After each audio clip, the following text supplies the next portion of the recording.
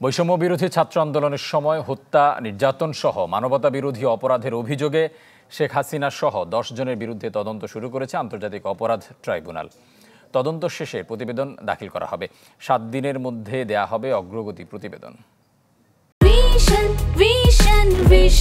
100% copper কন্ডেন্সারে তৈরি vision fridge, তাই গুণে মানে অটুট থাকে বছরের পর বছর।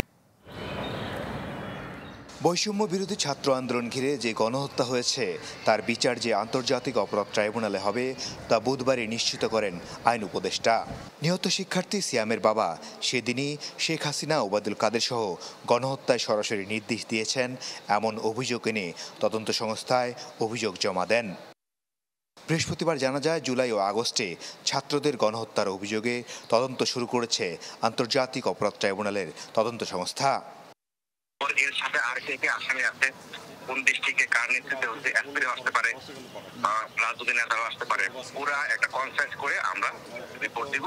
তো অনেক বড় ব্যাপার, তো এটা তো সময় লাগবেই। হ্যাঁ, তারপর আমার আইন উপদেষ্টা বলছে যে জাতিসংঘের তত্ত্বাবধানে আমরা যে ইনভেস্টিগেশন করবো তারা একটু সুপারভাইজ করে আমাদের সাথে এসে। অভিযোগ আনয়নকারী আইনজীবী গাজী তামিমের দাবি, বর্তমান ট্রাইব্যুনালে বিচার সম্ভব শেখ হাসিনা ও তার মন্ত্রী পরিষদের সিনিয়র সদস্যদের। এই মামলাটি রেকর্ডের পরে তদন্ত সংস্থা একজন তদন্তকারী কর্মকর্তা নিয়োগ করেছেন। তদন্তকারী কর্মকর্তা নিয়োগ করার পরে ওনারা অলরেডি তদন্ত কাজ শুরু করেছেন। আমি ওনাদের সাথে কথা বলেছি। তদন্ত কার্যক্রম শুরুর প্রাথমিক কাজ হিসেবে ওনারা ঘটনার কালীন সময়ের যত পত্রিকা আছে সেগুলো সংগ্রহ করেছেন এবং পত্রিকাগুলো পর্যালোচনা করছেন বলে আমাদেরকে জানিয়েছেন।